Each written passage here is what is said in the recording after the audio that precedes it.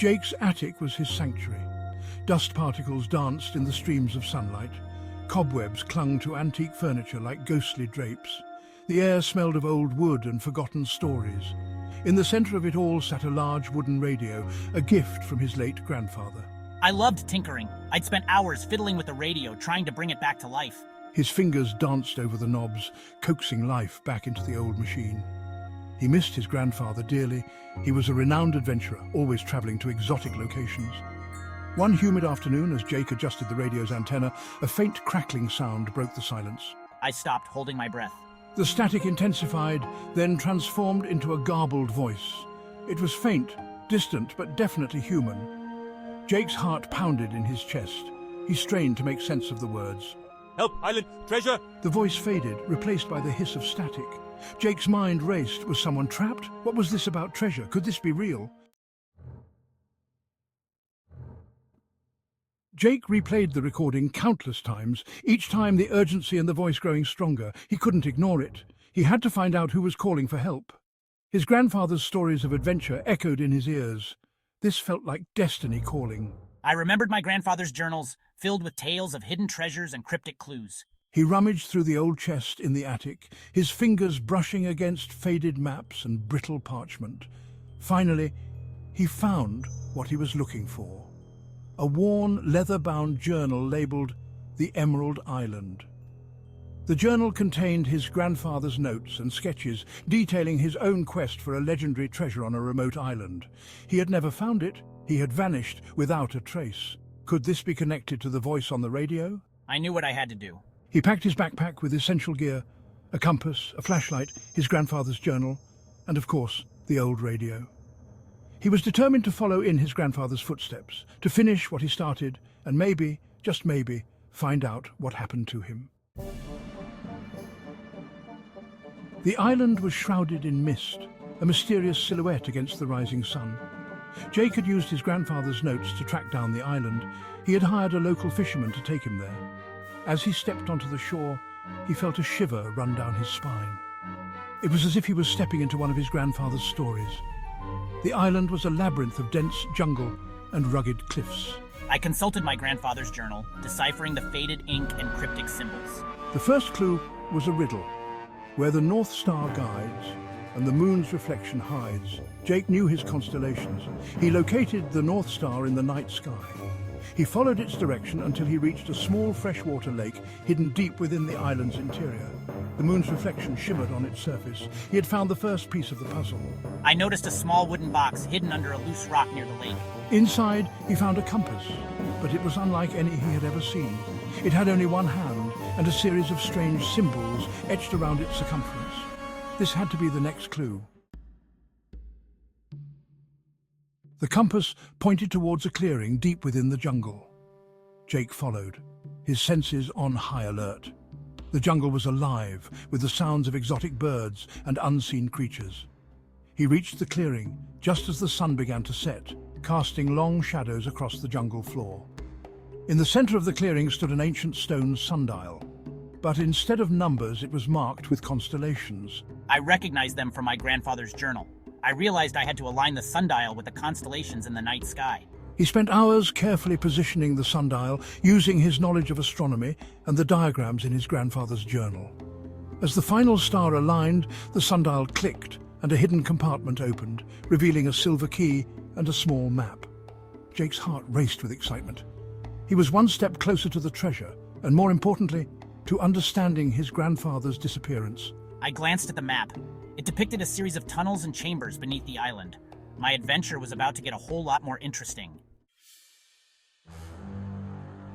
As Jake ventured deeper into the island's interior, the terrain grew more treacherous. Jagged cliffs rose like monstrous teeth, and the air hung heavy with humidity. He was following the map, navigating through a maze of narrow ravines and dense undergrowth. But he wasn't alone. He could hear the echo of footsteps, heavy and deliberate, following his own. He caught glimpses of a shadowy figure lurking in the distance, watching his every move. He had a rival. So you found it? One evening as Jake was setting up camp, a gruff voice startled him. A tall, burly man emerged from the shadows, his face scarred and weather-beaten. He held a rusty machete in his hand. Who are you? Jake asked, his voice trembling slightly. The man laughed, a humorless, bark-like sound. They call me Viper, kid, and I've been after this treasure for a long time. Now hand over the map, and I might just let you live. Jake knew he couldn't reason with Viper. He was ruthless and clearly desperate. He had to find another way out of this. He threw his backpack at Viper, a diversionary tactic, and made a run for it. He sprinted through the jungle, his heart pounding in his chest. He could hear Viper crashing through the undergrowth behind him, his curses echoing through the trees. He had to lose him. He spotted a narrow crevice in the cliff face, almost completely hidden by vines. He squeezed through the opening, his backpack scraping against the rock. He emerged into a small, dark cave. He was safe for now. He explored the cave, his flashlight cutting through the darkness. It was a dead end. He was trapped. He slumped down against the cave wall, defeated. He had to find a way to outsmart Viper and continue his quest. He'd come too far to give up now. As I sat in the darkness, my fingers brushed against something cold and metallic. I aimed my flashlight at the wall. I gasped. It wasn't a wall, it was a metal door, almost seamlessly hidden within the rock. I examined the door closely. There was a small keyhole-shaped indentation. Could this be it? I retrieved the silver key from my pocket and carefully inserted it into the lock. It fit perfectly. With a heavy groan, the door swung inwards, revealing a narrow passageway. Jake followed the passage, his heart pounding with anticipation. The air grew cooler, and he could hear the faint sound of rushing water. The passage opened into a vast, cavernous chamber. Torches flickered to life, illuminating the space in a warm, ethereal glow. The chamber was breathtaking. Golden coins glittered underfoot, ancient artifacts lined the walls, and intricate carvings adorned the ceiling. But Jake's eyes were drawn to the center of the chamber. There, resting on a stone pedestal, was an elaborate clockwork mechanism.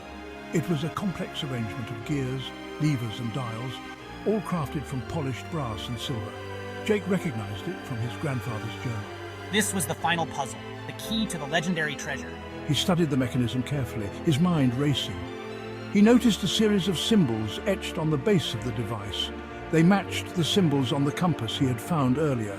He realized he had to use the compass to decipher the sequence and activate the mechanism. He spent what felt like hours carefully aligning the compass needle with the symbols, his hands trembling with anticipation. He could hear the gears whirring and clicking, the mechanism coming to life. As the final symbol aligned, a soft hum filled the chamber.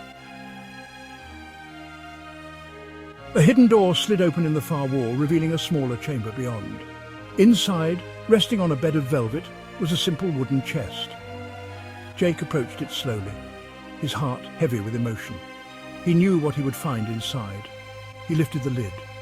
Inside, nestled amongst faded letters and old photographs, was a compass, identical to the one he held in his hand. This was my grandfather's compass. He recognized it from the inscription on the back. "To my dearest grandson, may your adventures be as grand as yours."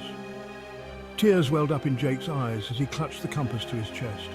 He had found the treasure, but more importantly, he had found a piece of his grandfather. He had solved the mysteries of the island and honored his grandfather's legacy. As he turned to leave, he noticed something strange. There was another inscription on the bottom of the chest, barely visible beneath the velvet lining. It was a single word, scrawled in his grandfather's handwriting: Atlantis. Atlantis. The lost city. A myth, a legend. Could it be real? Jake stared at the inscription, his mind reeling. His grandfather's journal had made no mention of Atlantis. What was the connection? He knew he couldn't ignore this. This was more than just a treasure hunt now. It was a quest for answers, a journey into the unknown.